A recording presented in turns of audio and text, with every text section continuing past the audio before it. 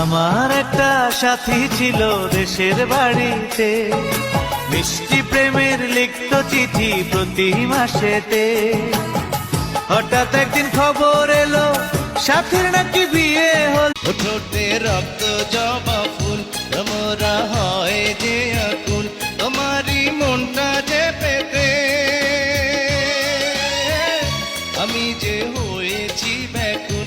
ও তোমার তোমার রূপ দেখে চাঁদ কোন লাগে, শত নারীর মনে যেন হিংসা জাগে।